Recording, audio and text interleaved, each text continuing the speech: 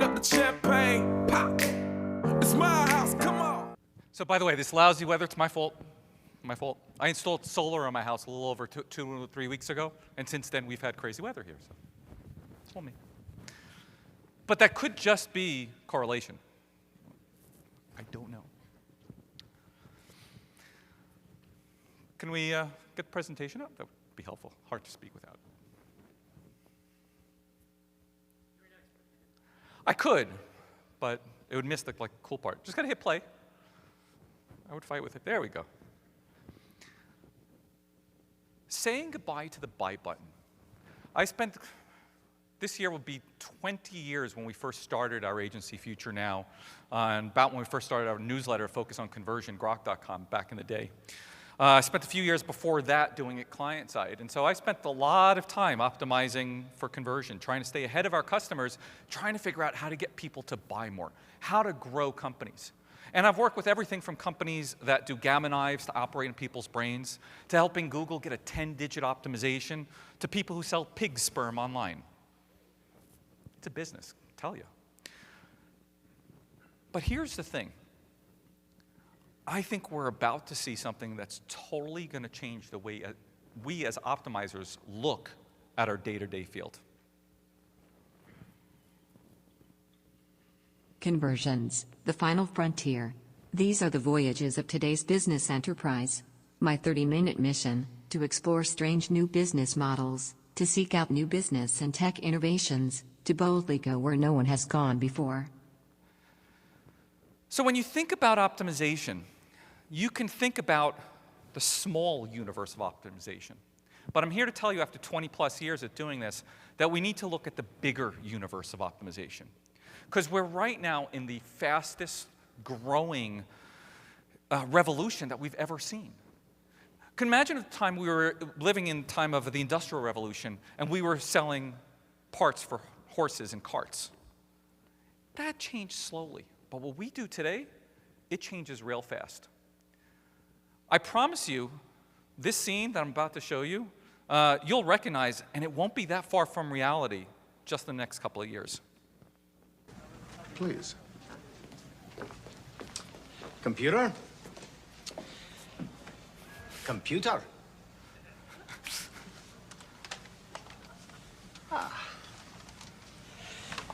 Hello, computer. Just use the keyboard. The keyboard. How quaint.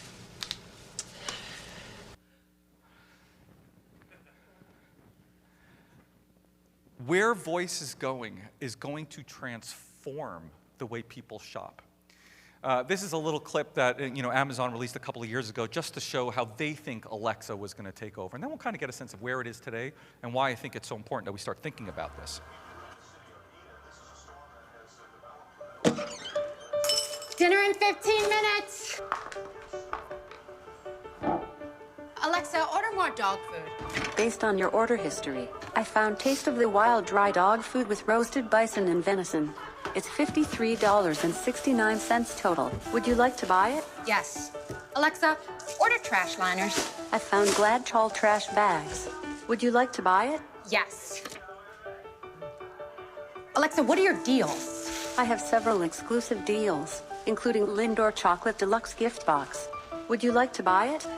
Yes. Alexa, put on my Getting It Done playlist.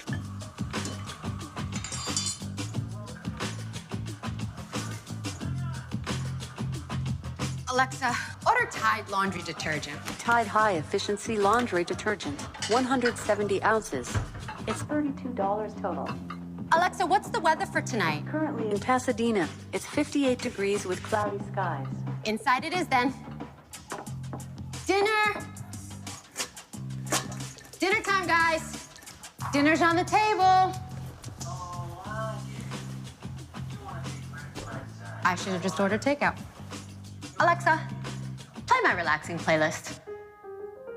And Alexa, order bath salts on Prime now. Mineral bath salts can be delivered between 8 p.m. and 10 p.m. tonight. Yes. So question for you. How many of you have a smart device in your house? Just curious. How many of you have actually placed an order through it? Just a couple of hands. Interesting. Okay. We not only have to think about the power of devices like Alexa, Microsoft just partnered with Harman Kardon, Sonos is now using Alexa as well, Google Home. But obviously, it's the phone, and it's the assistants on the phone that we're seeing. So, I mean, this is an example of 1-800-Flowers using chat, which just took a big hit yesterday, which I'm not going to talk about, with all the Facebook permission stuff and the like. But the interface that we're going to be using to buy will not be the big screen. Now think about this. How many of you have been long enough to remember when the first year of mobile was? When they kept saying, the year of mobile is coming, the year of mobile is coming, the year of mobile is coming. And it was coming, and it was coming, and it was coming. When was the actual year of mobile? Anyone know? 10 years ago, the release of the iPhone. How many of you owned BlackBerries or Palm Pilots or those before that? Curious. How many of them actually surfed the web on some of those devices? Those are pretty frightening, right? But it took until the iPhone to totally change things. Now, think about this. How many of you still are involved with your company today have a lousy mobile experience? 10 years later. Here's the thing. What we're starting to see is that the direction that voice is going to progress faster than mobile. And I'm going to give you a lot of evidence for that in a moment. Now, it isn't Microsoft, and it isn't Google, and it isn't just Amazon experimenting with voice. How many people have seen this from Facebook, where they're experimenting with Jarvis? Good morning, Jarvis. Good morning, Mark. It's Saturday, so you only have 5 meetings.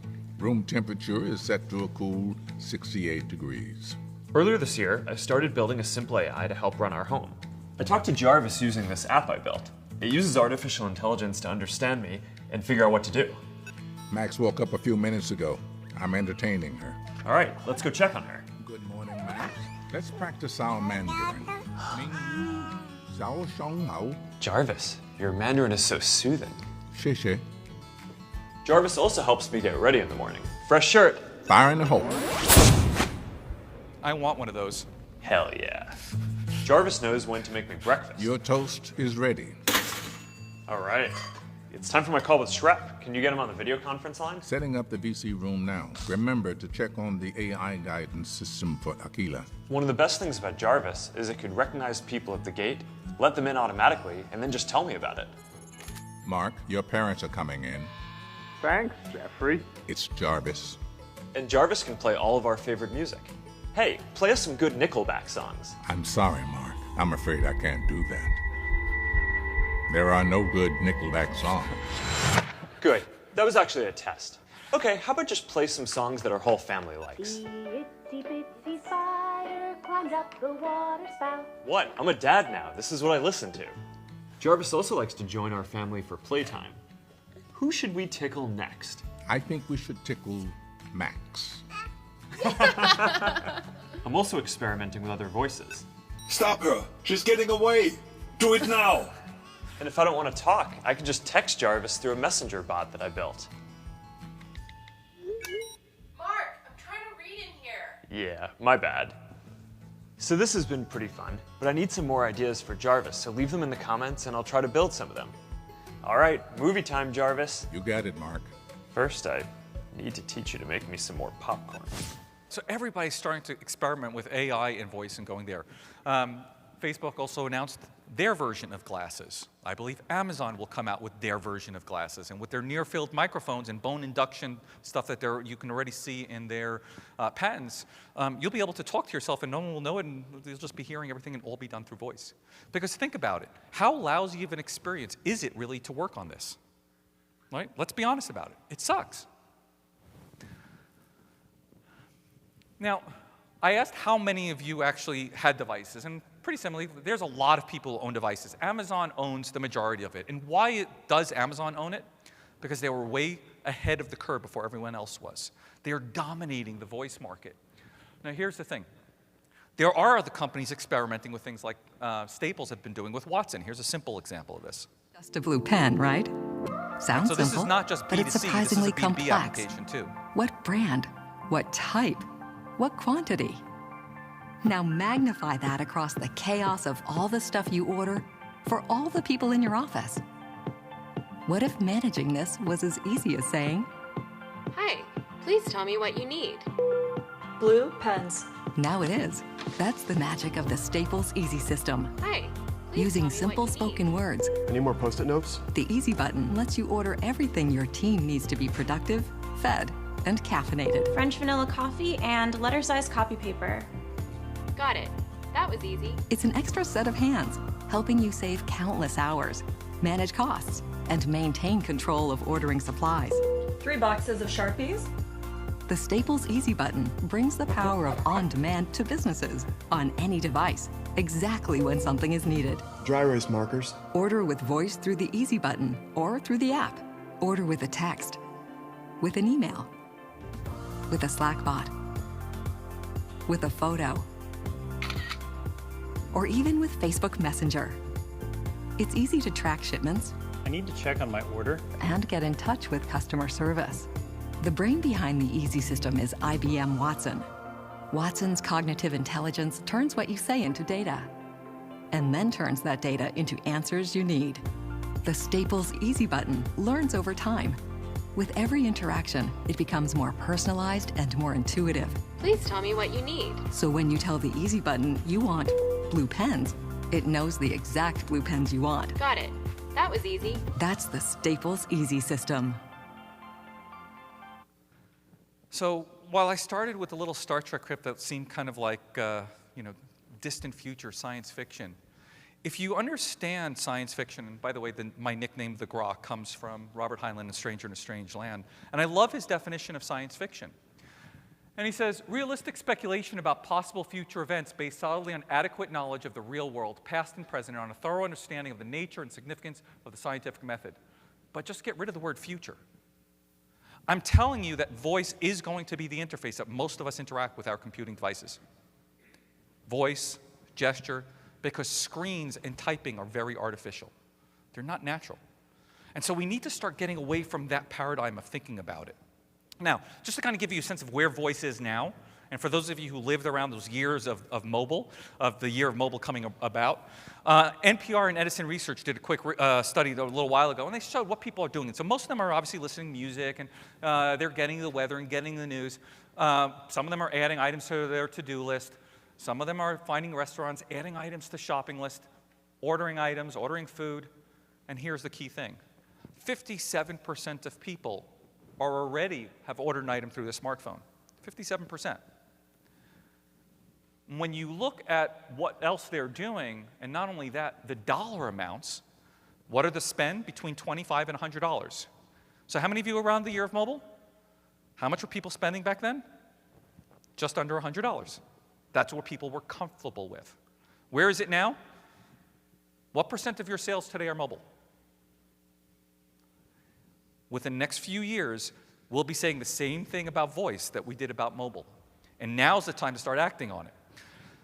Because we'll come back and we'll look at these devices fondly as great relics, that they accomplished something in their time. The phone is really not a great interface. It's just portable computing. But there's going to be better form factors that we're going to have to deal with. Here's how I know that we need to be working and investing in voice today more than anything. Did you know that Amazon is hiring more people for their Alexa division than all of Google is hiring for their whole company? Just give you a little perspective on that. The challenge we face as optimizers specifically is that we're trying to increase things incrementally. But technology changes exponentially. And unfortunately, in our roles, we tend to help on the little incremental test. And we don't focus in on the big thing.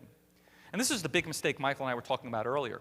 When I'm going to show you in a few minutes an example of a slide that I presented in my book in 2005, and I looked at Amazon's call to action buttons, and I looked at them as incremental growth. And then when I finally realized just over the last few years with a new lens, I realized, no. They were innovating so large that we completely missed it. We were wrong. So we need a new approach. Because the way most of us approach optimization today, and the way most of us run our businesses today, is if I told you how to run your business with a BlackBerry. Or I like this one. I actually love the Blueberry. I didn't love the BlackBerry. The blue one was the first time it actually came kind of pretty good. And then we said, okay, we're really going to optimize this, right? We want to kind of mimic this iOS type screen. And so what we get is something with maybe a new cover on it and maybe pixelated icons that look a lot cooler than those little black and white ones. But we're still operating fundamentally like a BlackBerry. And that's the challenge to growth today. Because this system, you can't copy and paste. You can't work from one app to the other. There is no way to share data. It just didn't exist. But in the world we live in today, it's fundamentally changing. This is why Amazon and their growth engine has completely dominated the e-commerce marketplace in the B2B marketplace. Now he's doing it in journalism. In the book that's in your bag, Be Like Amazon, I'm going to share a lot of examples of this. I'm trying to kind of give you the high level of this, of what their growth engine looks like. And it's based on these 4 pillars. And I wrote about this years ago, and Amazon recruiters actually sent an email out linking to my article to their potential employees to explain these 4 pillars. So let's go through them quickly. Customer centricity. The first thing that Amazon does, okay, before they plan out anything, is they write a press release about any single product. In their conference rooms, there is a seat that represents their customer. But the key to customer centricity, which most people get wrong, is what made Jeff Bezos so brilliant and what made Amazon so dominant. Jeff Bezos is not that warm, fuzzy guy. When we think about customer centricity, we think about taking care of our customers. That's not what he meant. What he meant is that I have data on every single thing that you do, whether it's your email address or your cell phone number, and I use that data to serve you better. And the reality is that most companies suck at being customer-centric. When Bain did a study and they asked 362 executives whether they thought they were exceptional customer centricity, 80% of them said yes. But when they asked their same customers, only 8% of those customers agreed that they were customer-centric. That's a big gap. And the reason being, it's because of what they believe, the values of the company, and how they portray it. Right? The problem isn't in what we believe, as Simon Sinek would have us believe, but what our actions are. And I love this as a simple example. Anybody here ever been to Lush? Hope nobody's in the room from Lush, but a couple of them have seen it before. But in there, right before the green letters, it says the customer is always right. So my 16-year-old daughter at the time went and she bought something similar to this from Lush. It's a face mask. But unfortunately, she was driving home from the Domain here, and she was about 5 minutes from the house. She opened it up because she wanted to smell this face mask, because they love the smells of them. And she opened it up, and it looked like this. Now, unfortunately, I showed this slide to a group of vets last week, veterinarians, and they said, that doesn't quite look like facial mask. It looks like something else we might ask customers to bring in. But no. If you look at that, it looks like someone's fingers were smeared into it. So she calls them up and says, hey, this doesn't look right. What can I do? And she says, oh, no problem, just drive on back. 20 minutes, turns around, drives back to the store, goes to the employee, finally gets their attention and says, oh, I want to return this. She says, oh, no, that's normal. That's the way it's supposed to be. So a corporate may believe that the customer is always right. How did they act? And this is what happens. This is the struggle that most organizations have. You have to constantly act, and with a leap of faith over the long term, that you're going to do the right thing for the customer. Over the long term. Voice was a long-term bet for Amazon. They didn't know whether it was going to succeed, but they've put massive investments, and look at the kind of growth they have compared to everyone else. They've done this through their culture of innovation. How many of you are Prime members? Turn around. You just got to see this, guys. Okay? That's building a brand. And it came because an integrated circuit engineer wrote up one of his 6-page narratives, the same thing we talk about in the book, almost like a press release, and said, hey, this would be wonderful to offer. And look at what it's done to their business. Add Prime, and add the fact that Amazon was the only one from day one that was ready to integrate mobile and desktop experiences in one. And they skyrocketed.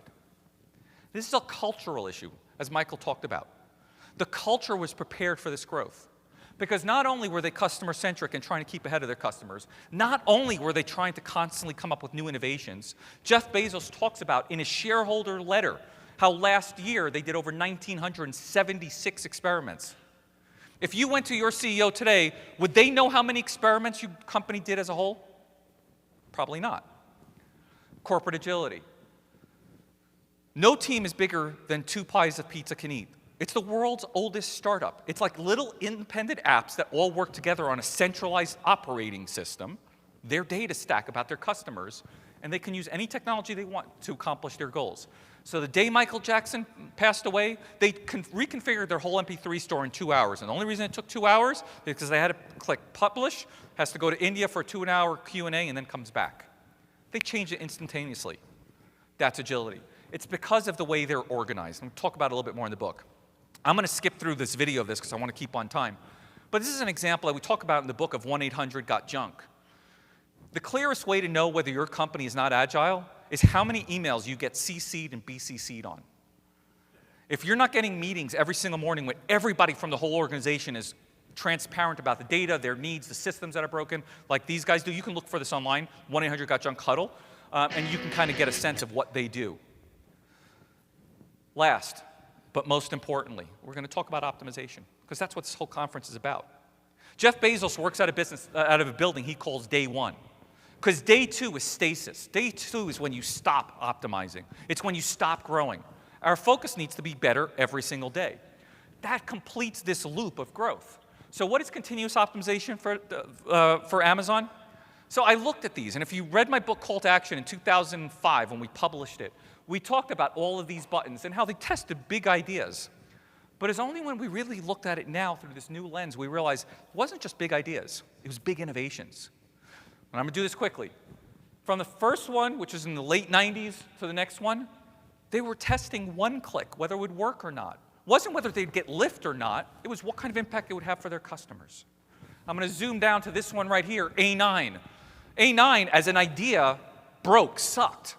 But what is A9 today? Alexa. Big innovation. So you have to really rethink the way you approach your culture of continuous optimization.